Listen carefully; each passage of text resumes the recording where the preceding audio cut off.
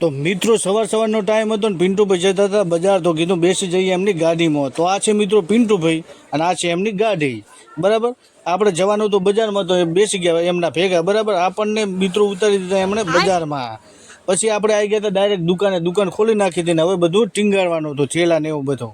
તમે મિત્રો જોઈ શકો છો, આ છે આપણી દુકાન, બરાબર. એટલામાં તો આવી ગયું કોણ, પાણીવાળા ભાઈ. એ આવ્યા હતા, પાણી કીધું ભરી નાખો. તો આપણે વોટર બેગ તૈયાર જ હતો. અને આ સામે બેઠા છે આપણે ઇમરાનભાઈ, એમને તમે ઓળખતા જશો. અને આ છે આપણે મિત્રો પાણીવાળા ભાઈ, તો એ પાણી ભરતા હતા અને આપણે બનાવતા મિત્રો વ્લોગ.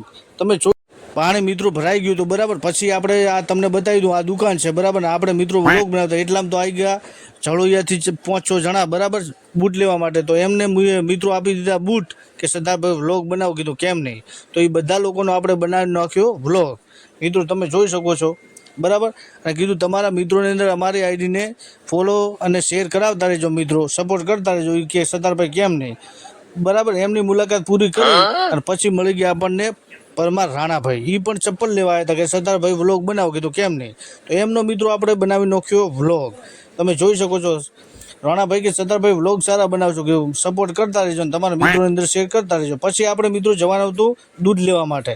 તો આપણે પહોંચી ગયા હતા આશાપુરા પાર્લરની અંદર, બરાબર. આ આપણે બાપુ છે, 2 થેલી દૂધ લઈ લીધું. હવે મળીશું મિત્રો નેક્સ્ટ વ્લોગમાં. ધન્યવાદ.